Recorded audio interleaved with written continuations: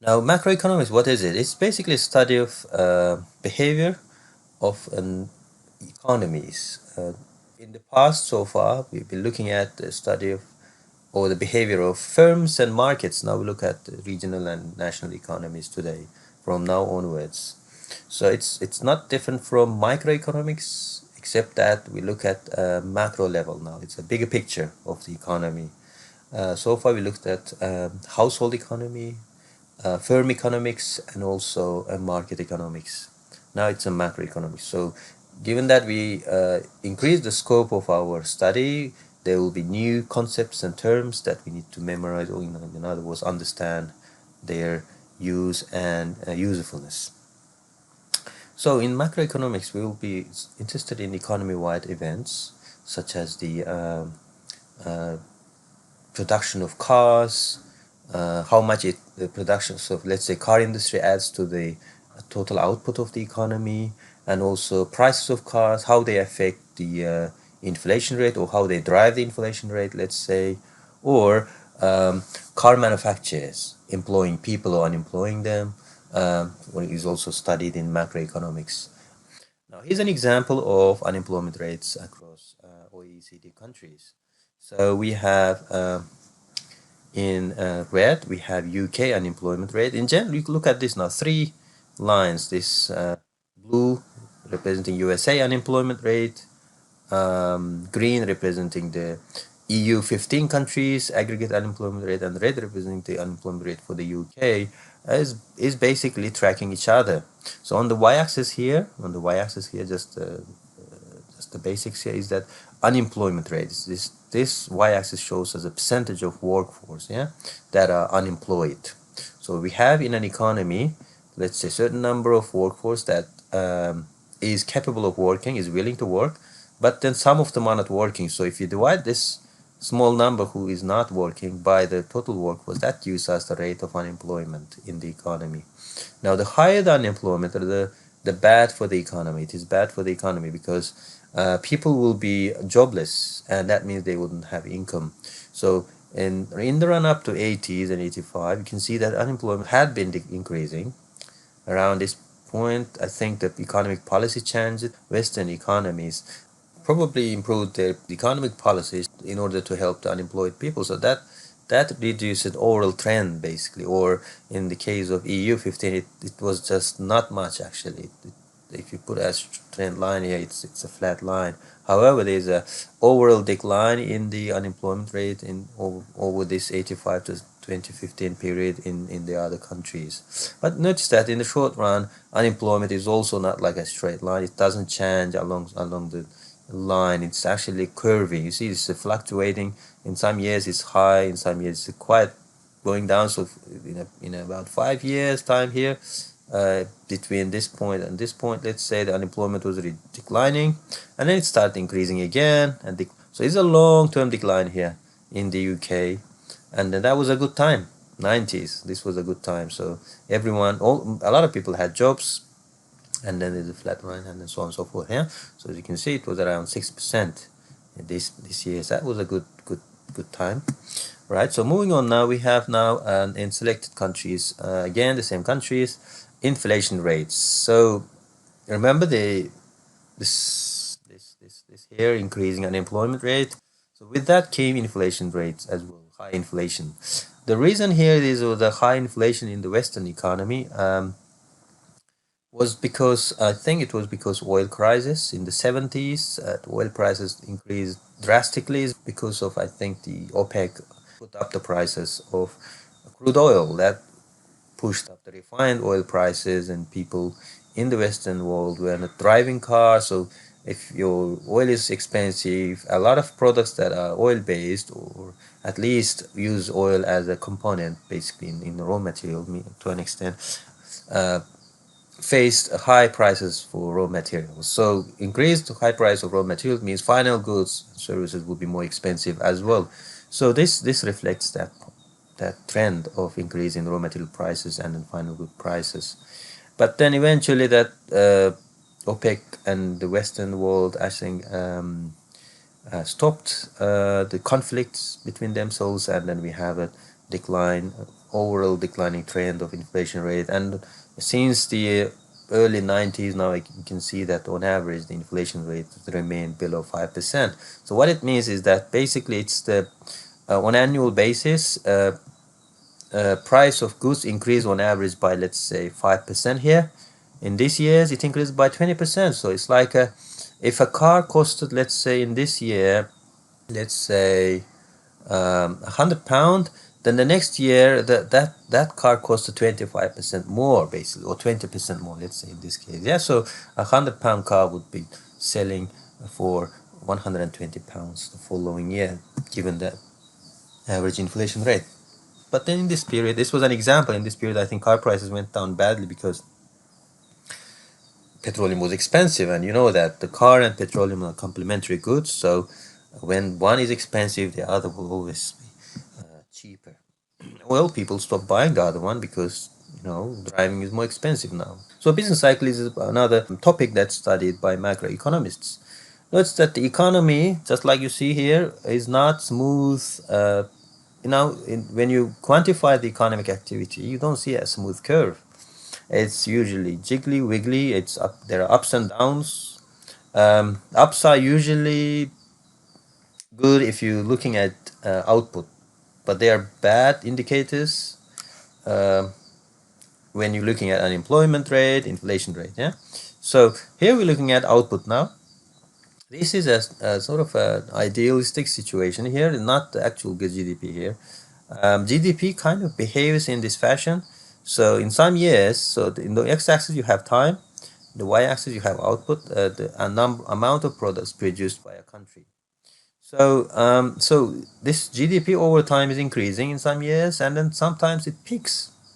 It reaches the full capacity, let's say, in the economy, or some sort of shock happens in the economy, and then economy starts declining. I mean, the economic activity starts weakening or declining, and that reduces the amount of products that we produce. So that then over time we see a decline in output, and it reaches the trough or a bottom of its the minimum point, let's say, for that period, and then from that point onwards, miracle may happen. And then when I say miracle is when things that the government or the policies that government enact in this period, for example, to curb the decline, eventually may work sometime later. So sometime later, right here, it works, and then we start producing more than we produced last time, so last year. So we start expanding. So this phase here, the blue phase, light blue phase, is the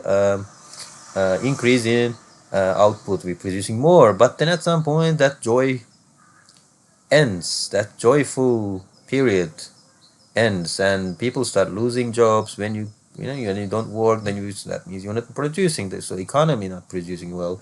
So there's contraction. So red line here is basically, the red segment is a contraction period, and so on and so forth. Now overall, the economy in the long run, from let's say 1900s up to now, it has been increasing. So there's an increasing trend. That solid line is showing us the increasing trend, but this actual growth path is volatile. It changes. There are peaks and troughs and contractions and so on and so forth. Yeah.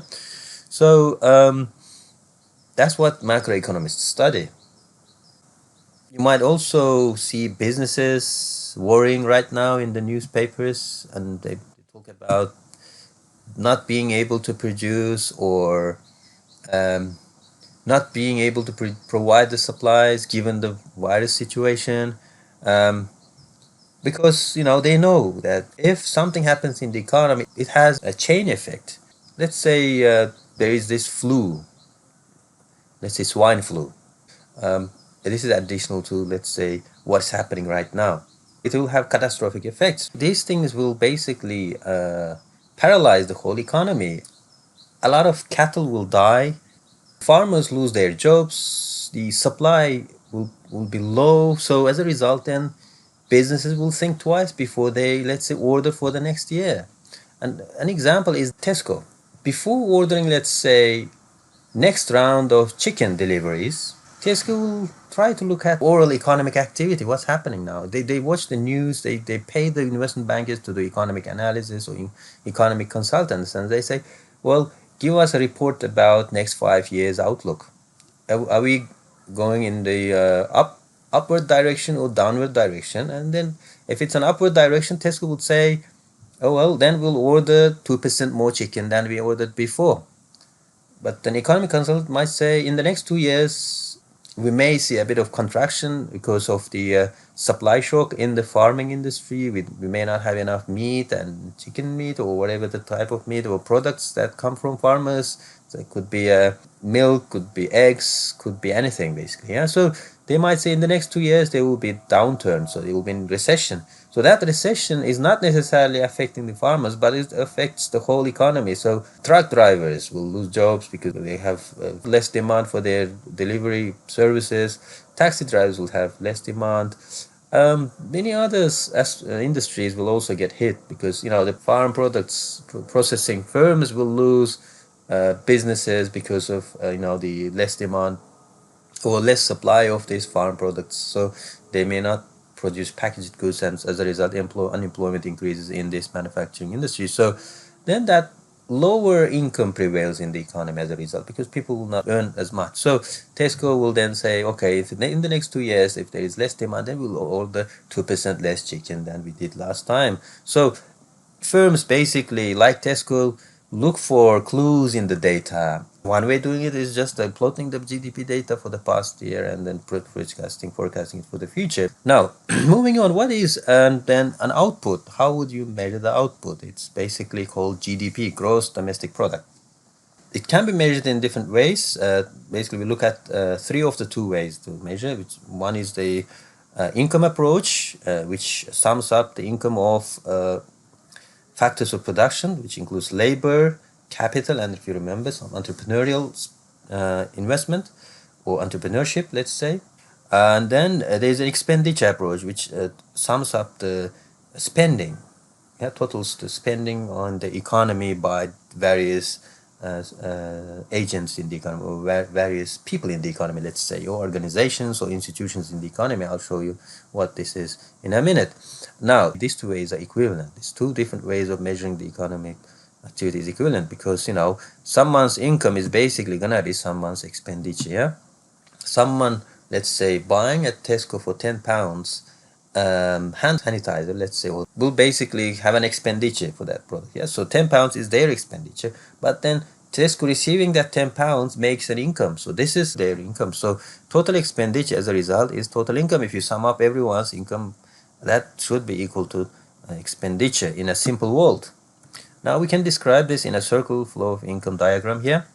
Let's say we have two sectors in the economy. The sector that produces and services the household buys from the firms and at the same time supplies to firms the factors of production. So household are the people, firms are just simply manufacturing sector or service sector. All of it is in here. Now let's say we buy consumer goods from firms and businesses. Now, at the same time, as members of the household, we work there, right?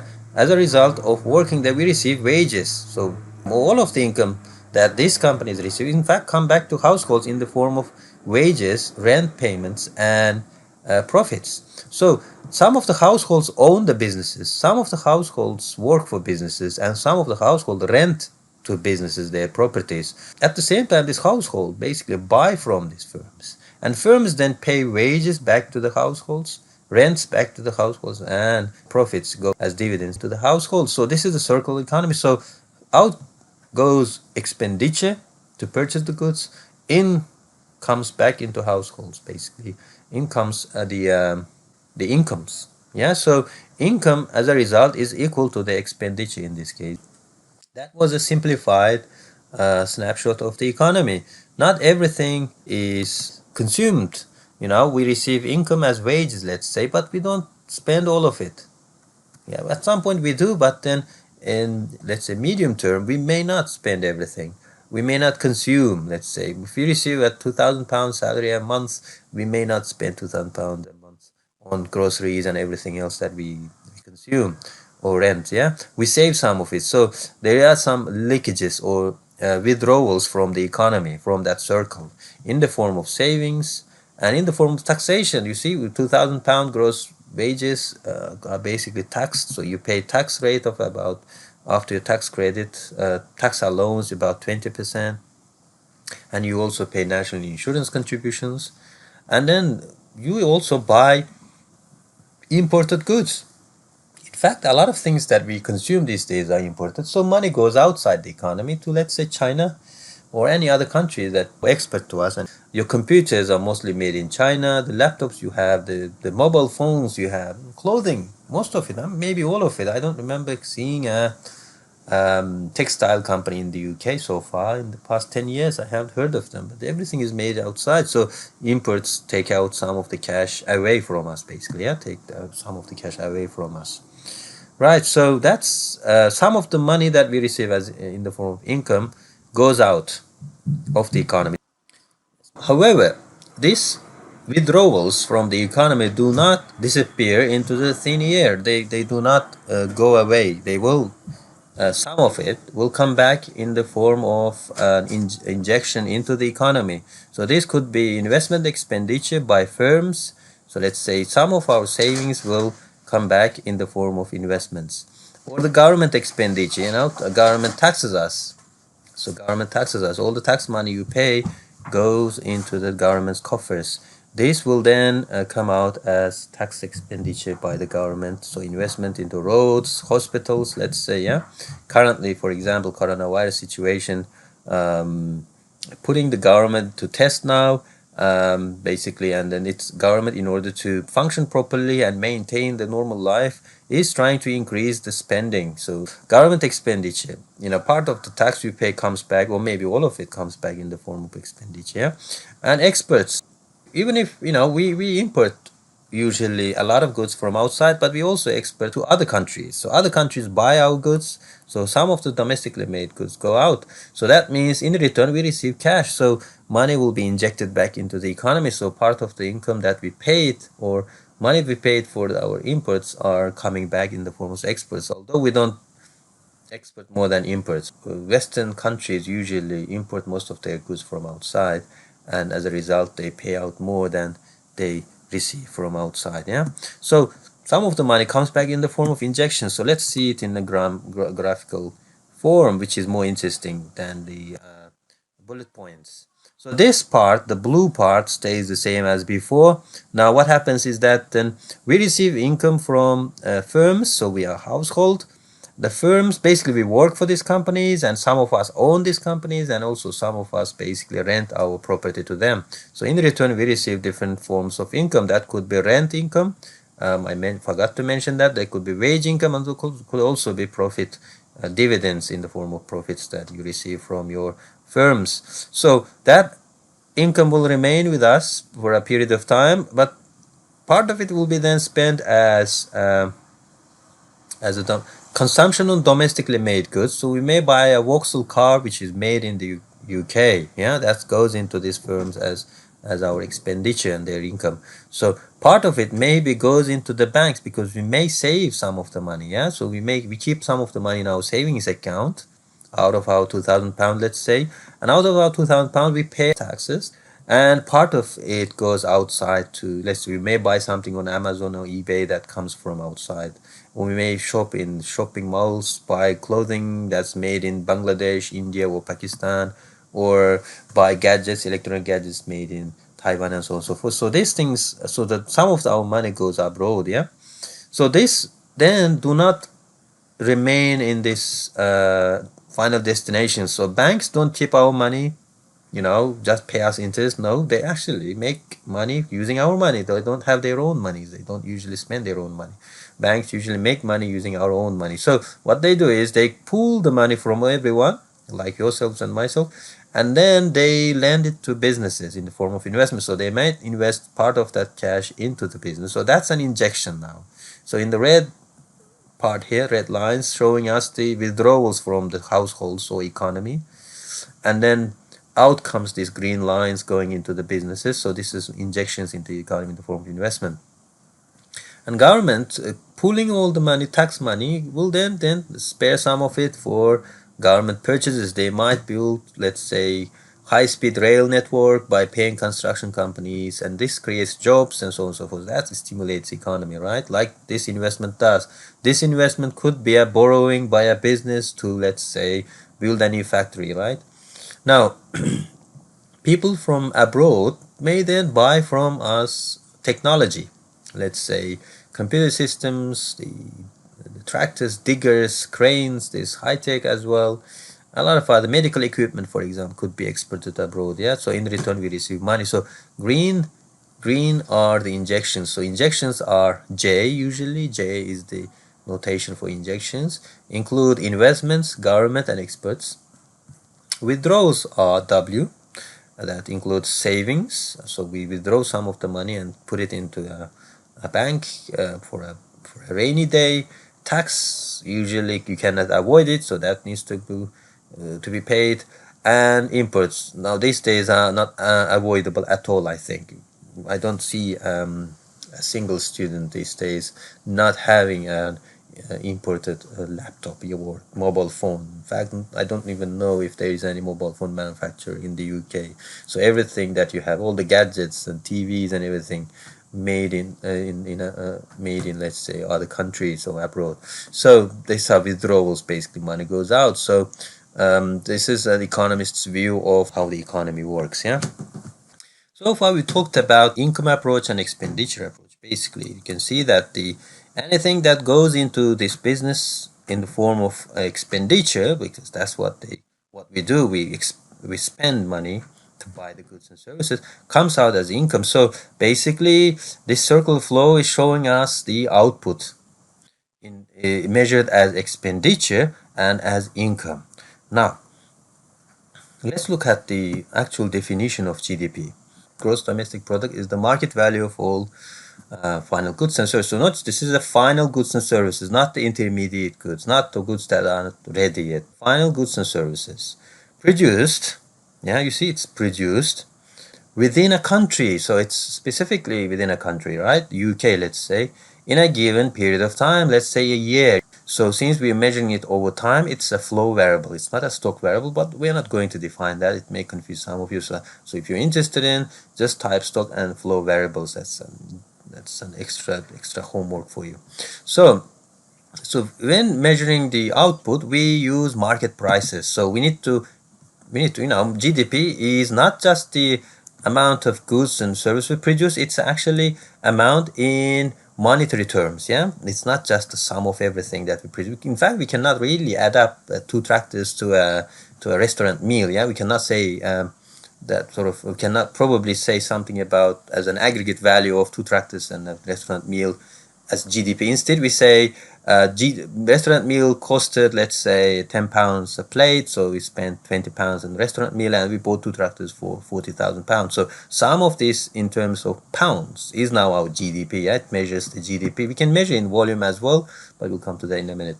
So we use the market prices. So prices for meals in the market and price for tractors in the market. And in fact, the economy in a single period of time produces more than two tractors a meal. Yeah, there's plenty of other things there. And it gets complicated, but let's just simplify it as GDP is just sum of all final goods and services produced within a given country in a given period of time. Let's say in a year, and they are in let's say in dollars and pounds. Yeah.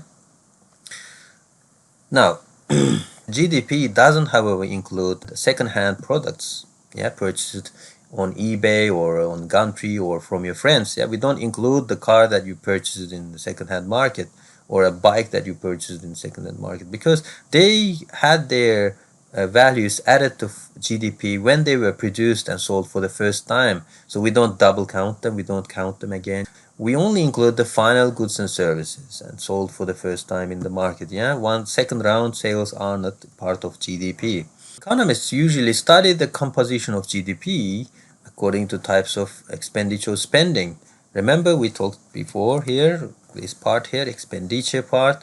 So this is what we're looking at today. We could look at GDP as income from wages or wage income, rent income or profit as well. But then most common way of describing output is through expenditure. So GDP has this four components, in fact five, but then the last one here, the last two are combined into a net exports. Let's just term it as net exports, yeah, and I'll show you what it is. So GDP is made up of our consumption of domestically made goods, investment by private businesses, and then spending by government, then exports of our goods minus the imports. Now notice we are minusing the imports because here some of the by the way, this if we are minusing it, we shouldn't say it's the consumption of domestic goods. It's the consumption of all goods. Sorry, domestic goods a different story. That would be a different story. We wouldn't have this minus I if we had the CD here. So it's C without the D. So it's the consumption of all goods. Let's say as part of my consumption spending, I just bought a mobile phone made in China, right? But notice that GDP is a measure of output made domestically, or output of a country, right? Of, let's say, Britain. And the item I bought, the mobile phone, was made in China. So it is part of consumption now. So I spend, let's say, £200 on it. But then we take away now imported goods, and when this mobile phone is imported to us, its value was recorded at some point on the border as an imported good. So we're now taking away that value of that mobile phone in the form of imports. That's why we need the minus here sign, so minus imports, yeah, because I consumed a foreign made good, and I am taking away that foreign made good, so that the GDP reflects only the output values that are made in this country, Britain, yeah, or services that are produced and offered, provided in this country. So that's why we need the minus I here. Hopefully that was clear to you. Now, here's an example of a GDP from the USA. I think this is from 2007 or 307, one of the two. These are actual figures. So I believe these are. So total value of GDP here in billions of dollars. So in other words, $10 trillion. That's a huge amount of money, isn't it? Amount of production. So this is nominal, yeah, in today's monies. So gross domestic product is usually measured or denoted as Y, or GDP, is 10 trillion, 10.082 trillion dollars in a given year. Now, it's made up of consumption spending of 6.9 or almost 7 trillion consumer spending, so spending on goods and services, plus spending by businesses. So consumption is spending contains expenditures by households, individuals. Investment contains or measures its investment spending by firms, so that was 1.6, almost 1.6 trillion, and government made purchase of almost 1.9 billion. So this is measure of this government spending purchase is basically measure of spending, let's say, on military equipment, on building the roads, on paying, let's say, the wages of employers working for US government agencies, let's say, or UK government or any other country, let's say, so on and so forth. So this basically is the sum of all the expenditure during the year 2004 or 7 or 3, I think. And then we have net exports minus 349. Notice this is minus, not adding or contributing to the GDP. It's actually reducing GDP, because in the USA, this figure NX is for X minus I, exports minus imports, is basically usually negative, because the US, these days are importing more than exporting. So that means it's a negative sign here. Basically, it reduces the overall sum of these three components. Basically, some of the consumption may come from abroad. Some of the products that we consume may come from abroad, and maybe US companies imported some, let's say, equipment from the USA to make some products in the UK, US, for example, yeah, or government may have purchased some Chinese made equipment or German made, let's say, Siemens products, yeah. So these need to be reduced by net exports now, so that GDP only reflects all the goods and services that are produced in the USA. Now we can measure these as per capita as well, in the form of, let's say, individual spending. So on average, if you divide 10 trillion, this figure, by the number of people in USA for that given year, we would get, let's say here, $35,375 per person. So this is an average salary of a person, and this salary is spent on consuming. Part of it is spent on consuming, part of it is spent apparently on investment goods, government purchases, and net exports or exports. Yeah, so that's just in terms of per capita. Yeah, but this is usually not used here in our course, so focus on the GDP as a total GDP. But it's also an interesting measure how much a person is spending or earning in a given country, right? Now, big and interesting part here is this. As you can see, 69% of our GDP is basically a consumption expenditure. 16% is investment, goods, expense. So investment doesn't mean investment in stocks or shares. It's basically investment in, let's say, houses, investment in, let's say, businesses, yeah, so on and so forth. Yeah, business, not cars. Cars are our consumption goods. Investment in, let's say, roads and things like that, built by private investors, not by government. Usually government does these things. The government builds the roads. So government's share in this case is 18%, with 3% being net exports. Yeah. So these are just breakdown of GDP in terms of percent and also in terms of the actual dollars spent. Now, nominal GDP that we studied earlier in the last slides are not useful sometimes because, in a given year, our, let's say, spending may increase from last year. Compared to last year, we may spend more. But the question is, did we actually buy more goods this year than before, or we just bought the same amount? It's just the expenditure is increasing because the prices of the same goods have increased. So if the price of the same goods are increased, it's no good to say that we produced more, because we spend more. No. It simply says that the prices of the same goods we purchased are more expensive this year than last year. As a result, we had to spend more this year. So we need to distinguish between this then. The spending, that's real, and also nominal, or output that's measured as in real terms and nominal terms. So that's why economists usually use real GDP. So we'd like to really know whether we have produced more output or just the prices giving us the illusion that we actually produced more. We may not have produced more, yeah, in reality. Yeah, so we would like to look at now a difference between real and nominal GDP, and we will usually use real GDP as an indicator of economic activity. Yeah, so I hope this. Have a look at the slides. You can read this. This is self-explanatory. I'm gonna go and jump onto an example here to explain the difference between real and nominal GDP, and that will be much more clearer now than just reading that text. Now look at this text now. Oh, sorry, at the table here. A little crowded, but hopefully I'll be able to explain you clearly. Now, this rectangle here shows hot dog prices and quantities sold and bought during 2011, 12, and 13.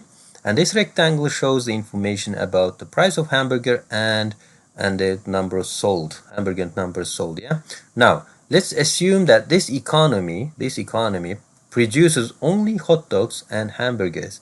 As a result, their GDP, this economy's GDP, is basically total value of the hamburgers and hot dogs produced in this economy in a given year. So let's say in 2011, hamburger price was a euro, and 100 hot dogs, sorry, this is hot dog, isn't it? Hot dog prices were €1 a piece, and 100 hot dogs were sold in that given year. Now, in 2012, in that economy, the hot dog prices increased to £2 or €2 here, yeah, and we produced 150 of hot dogs. And in 2013, €3 per hot dog now, and the quantities increased to 200 units of hot dogs. Yeah. Now, at the same time, obviously, the second type of product that we produced were, let's say, hamburgers. We produced 50 of them at £2 or €2 each. Then at €3 we produced 100, and at €4 we produced 150 units of hamburgers. Now, what is the value of GDP for each year? Now, it's easy for you to do that, right? So you simply multiply the price of a hamburger by the quantity of hot dogs in 2011 and then that's 100 euros, right? 1 times 100 is 100 euros. Hold on to that. And then we take the price of hamburgers, multiply it by 50 hamburgers that we produced. So price of hamburgers per unit times hamburgers produced. That gives us 100 euros. So sum of the two now is total GDP or total output value. So that's 200 pounds, yeah, 200 euros here. And so on and so forth. If you do this, the same thing for each year here and there. And here in the second table here, we have the hamburgers, this exactly the same calculations we just carried out earlier, yeah, in this section of the graph or table. So in 2011, our GDP, nominal GDP now in monies of this year, each year, was 200 euros. In 2012, our GDP increased massively. So that's because we produced more, and at the same time, it looks like our prices were rising. Yeah, hamburger price doubled, the hot dog price doubled, but the hamburger price increased by 100%. So not 100%, 50%, sorry. So it's £2 up to £3 now, increased to £3. So this combination of price and quantity increases increased our overall GDP. So we became richer now. We became 3 times more richer than before. We produced 600 euros of output. That means we had 600 euros of income. Yeah. So we are 3 times as rich as we were before. Then notice this, come 2013, our economy now doubled compared to the last year. Yeah, it's 1200 now, so it's double the size of our economy. But in fact, if you look at 2011 and 13, our economy is actually 6 times bigger than before in 2000. So we are now 6 times bigger than we were in 2011. So that's 200 euros times 6, giving us that much. So we have grown up to become a large economy. Yeah, so you might have seen the Chinese economy growing, bubbling, bubbling. It's just ballooning, I should say, not bubbling. Yeah, in about a span of about 20 years. So that's what happened to China. But in their economic growth wasn't like nominal growth like ours. It was a real growth. I'll show you what it is actually, what the real growth in a minute. So this is a nominal GDP based on the prices of the each year. Now notice that part of this growth is not necessarily due to output growing. We're not actually producing 6 times more hamburgers. Yeah, look at this now. We produced in 2011 50 hamburgers. In 2013 only 150 hamburgers. So this is 3 times more.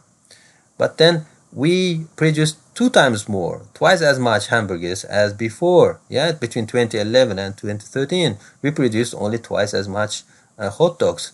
But then so output increased here 3 times, but here it's only 2 times. However, in overall, when you look at the total value, our economy grew by it's a huge amount. That's 6 times greater than before. So these outputs do not reflect this growth. So what is the problem here? Problem is that the prices also grew.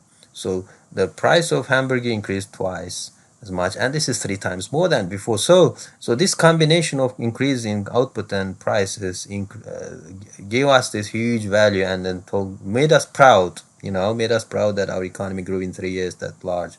In fact, that's misleading, isn't it? We should really be careful when we are bragging about being richer. Yeah, being richer, because some of our wealth is just due to inflation. Simply, yeah, this is the case here, due to inflation in prices.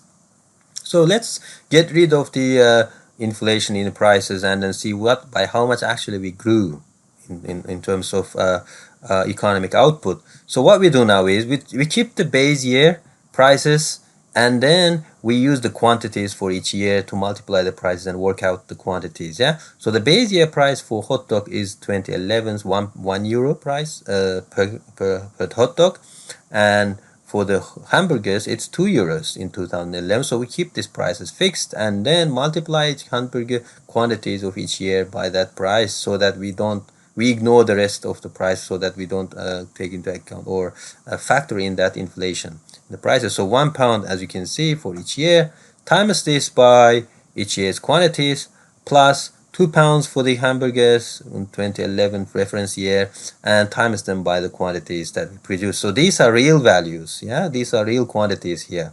So timesing them by fixed values gives us real GDP here. So notice that because we use the price and combination of quantities, the same price and combination of quantities for 2011, our real GDP is the same as the nominal GDP in 2011. That's fine. That's what our base year is. But then 2012, our GDP is actually 350 euros, not 600 euros. Yeah, so that's interesting here, right? We didn't actually grow 3 times more. We just grew by 250 euros between these 2 years. Here we grew by about 400 euros. Now come 2013, it's only less than half of what we have in terms of nominal GDP. So we didn't actually grow as fast as we thought by looking at the nominal values. We actually grew slower, in fact, and then growth is just over twice, yeah, as much, yeah. So about 2.5 times more than we were before in 2011. So here we're seeing that we have grown 6 times more than before, but now we can see it's 2.5 times more. So real GDP now tells us by how much we in fact actually grew rather than well, that's what it says. And if you compare it to nominal GDP, you will basically be misleading yourself. In nominal GDP, we actually take into account price rises actually as well. Yeah, prices rose faster here and here as well. In fact, especially here, the prices rose faster than the quantities we produce. This is 3 times the price of 2011, while this is the twice more than the 2 times the quantity we produce. So the price rose here faster. That increases our overall quantity here as a result. That gives us misleading result. So this is the difference between real and nominal GDP. And most of the stuff you see, economic news you see in terms of GDP and about GDP and output values is actually real. Yeah, this is what we look at, and economists don't want to talk about nominal GDP.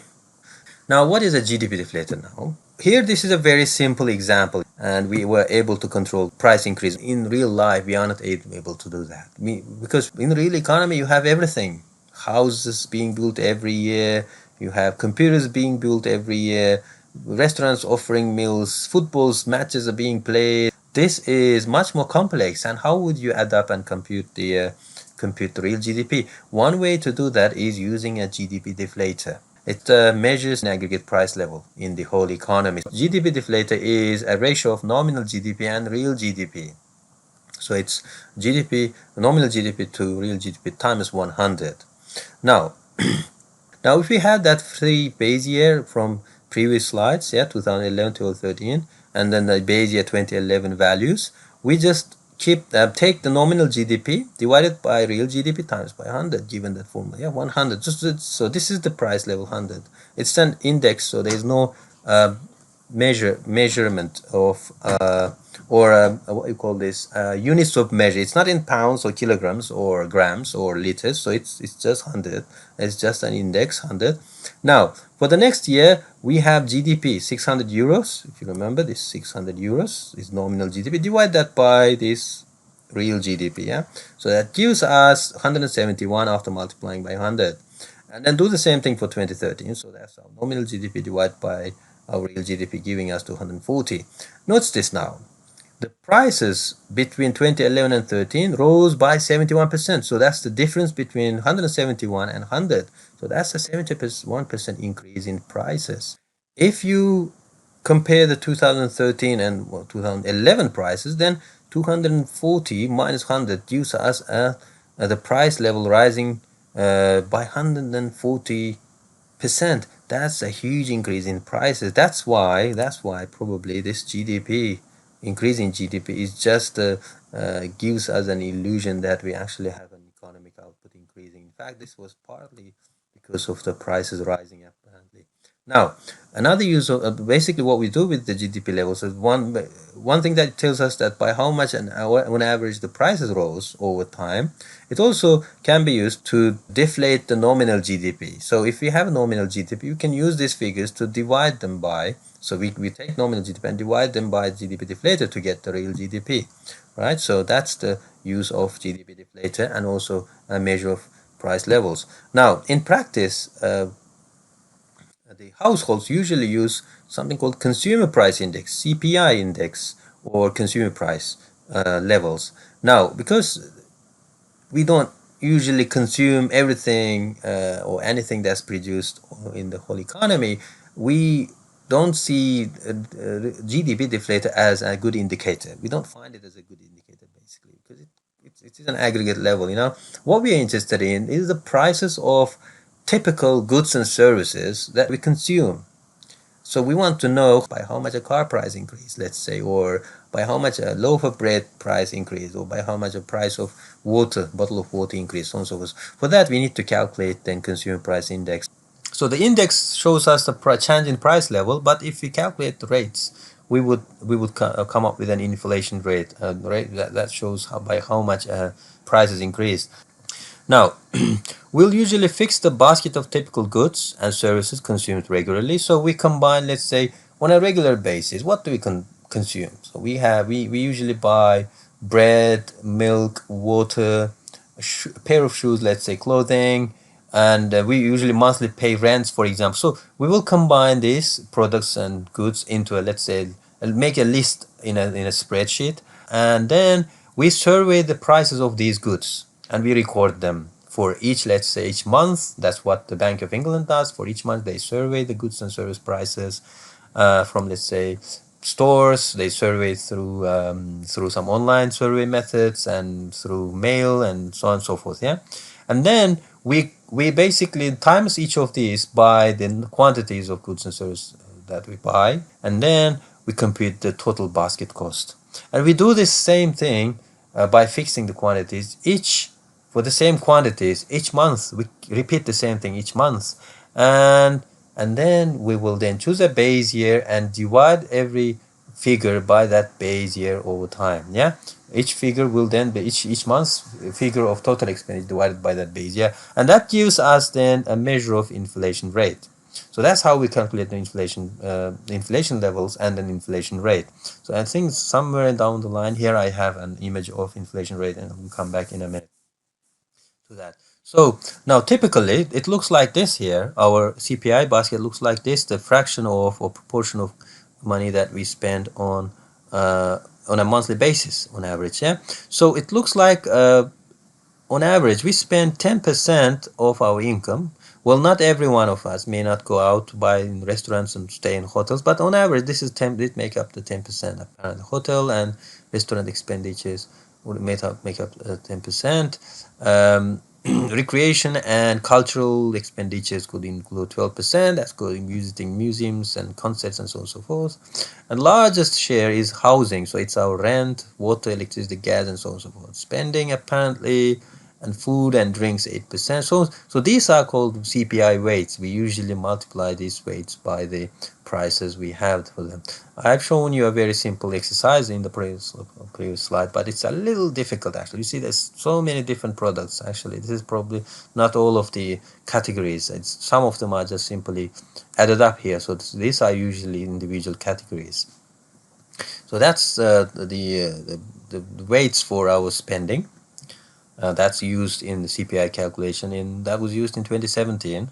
Now moving on, here's an example of CPI inflation rate. So on the y-axis you have the inflation rate, on the x-axis you have the years between 2060 and 2009. This is, I think this is for the USA. Now it's comparing the GDP deflator with CPI. Notice that GDP deflator was also price level measure, but it contained measure of prices of everything produced in the UK or in a given country. But we usually use CPI here. You can see that they track each other closely. In some years, CPI inflation is higher than the GDP inflation, so the GDP deflator. That's because in these years, I think the oil price was much higher. So, however, GDP deflated may not actually contain that inflation due to oil prices. Yeah, because most of the oil in the USA was imported from outside, not produced in the. But then households would have to buy oil-based products that was more expensive. So that CPI inflation is now overshooting here, much more higher pronounced here than the GDP deflator. But overall, you can see that overall inflation rate has declined over time in the USA. But then there's a ups and downs showing us the cyclicality, so business cycles that we studied earlier. Yeah. So this is the inflation rate. So we would like to keep it around 2%. That's basically the target for most of the central banks in countries. Yeah. In the West, wages are also increasing, by the way, and there's also wage inflation. So different types of inflation, but because we're doing basic economics, we're not going into that. Right. So next indicator is unemployment here. It's a major indicator, and it's also an indicator of whether we are in recession or not. Higher unemployment rates usually tell us we probably are in recession because people are not working, and once they don't work, what happens is that they don't have enough money to spend, and consumer spending goes down, and production goes down, output then obviously goes down. So unemployed people are usually people who are looking for job, they are able to work, but we don't usually say or include in the category of unemployed people disabled people. They may not actually be able to work. They may not be capable to work. Even if they are working age, they may not be capable. So we don't usually include them. Or disabled, the pensioners, they are not in the unemployment workforce. So unemployment is basically calculated using a workforce. So workforce are the people contains people who are able to work and are in working age. So now let's look at the way unemployment is measured. Unemployment or number of unemployed people in the economy is can be measured by adding up number of people who are, let's say, claiming unemployment benefits in the UK, for example. So we could get it from the government and then add up and then say the unemployment is that many people. And also we could also do a labor force survey. This is usually done in the USA.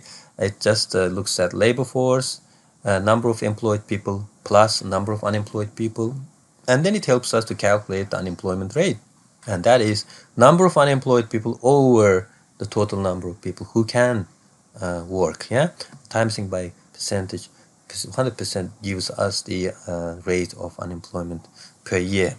So that's the measure, that ratio that we usually use to calculate unemployment rate. Now there's another measure called labor force participation rate. That's given the adult population in the economy, so we could include everyone anyone above, depending on the working age. So in some countries it's 16, in some countries it's 18. So adult population, total adult population between, let's say, 16 and let's say everyone that's living up to, let's say, 70 years old on average, or 80 years old people. Yeah. So all the sum of all the adult population here, basically adults, and labor forces. Of these adults, not everyone is capable to work, so whoever labor in the labor market will be then included in the labor force. So those people who can work divided by those people who are adults gives us the participation rate, or it gives us number of people who can work given the economy. And this is a good indicator of how strong the economy is. Yeah. So if you have more working age people, then or people who are able to work, then you basically have a strong economy. If there is an opportunity to work, people do work, and then they earn income, wage income, and then they go ahead and pay taxes. So it adds to the what do you call this, economic growth. But if you have a lot of elderly people who are not able to work, so labor force will be smaller compared to the adult population, and that's the case in many European countries. And it's also a worrying trend as well that the labor force participation rate is declining in some of the countries. So that's because, if you have labor force participation rate going down, that people are not willing to work or are not able to work. Even if they don't want to work, they are not able to work. They're receiving pensions, so it's just an expenditure, and the government is paying expenditure. Firms are paying this sort of pensions. Now, what they want is, as a result, is these countries usually import labor from outside. So you could see Sweden bringing in immigrants, and Denmark doing the same thing, Germany doing the same thing, because Italy is an example. The coronavirus just showed us that a lot of people dying in Italy are mostly adults, older adults and seniors who either had underlying condition or quite old. The reason is there's average age of adult population is higher apparently. In fact, it's not necessarily high, but it's just whoever left in Italy now is mostly the adult population that are older age. So this is affecting their health conditions now with this coronavirus situation. Anyway, this was an example about the labor force participation. Now, economists also have something called natural rate of unemployment. It basically tells us that economy not be 0%, even if the economy is operating at the full capacity. There is always some sort of level of unemployment rate. So that's the natural rate of unemployment that we cannot get rid of, because some people may still may be able to work, but simply they are just unemployed by choice. Yeah, some people are still. So there is always some people looking for that best job they want. They're just turning down the job offers. Just they're looking for jobs. Yeah, so this is as a result that we still have some sort of unemployment rate. That's the natural rate of unemployment. In economy may be operating very well. It's business as usual, and business are booming, but you still have this unemployment rate because people they may have savings. They just wait for the best opportunity, so they're still unemployed, or maybe there's some sort of a frictional unemployment. Yeah, so that's the case here.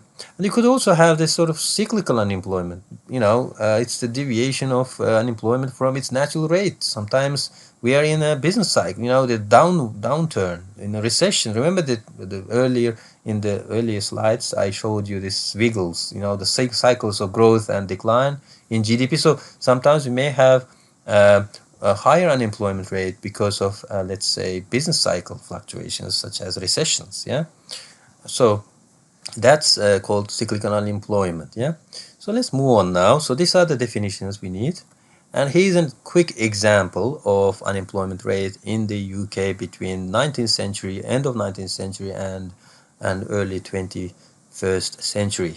Now, notice that the unemployment rate is fluctuating. So this is the rate percentage here. Yeah, it's increasing here in the late 19th century, decreasing. If you look at this picture, you would see, oh well, we're not in an economy that's different from 19th century today. Yeah, today the same thing. We have ups and downs again as before.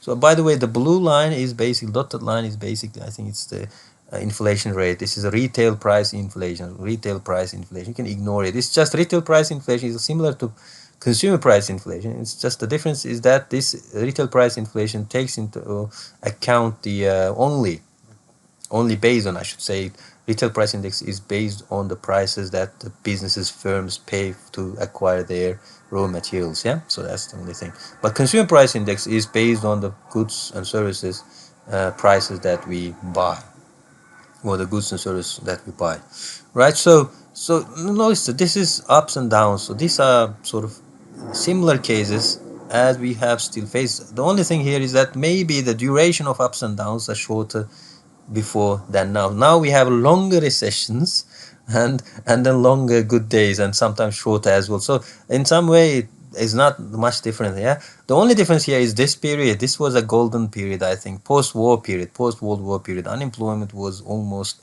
2%, yeah, below 2%, and it's just started increasing. So this was the period when we basically had little capital and more people wanting to work at the time, and business people started working, rebuilding the economy. This happened actually in many European countries actually after the world wars. In fact, a lot of wars happened in Europe in the 19th and 18th century, and this happened. So this is probably causing that fluctuation as well. But after the war, when there was a peacetime, this is what happened. You see, unemployment rate was low.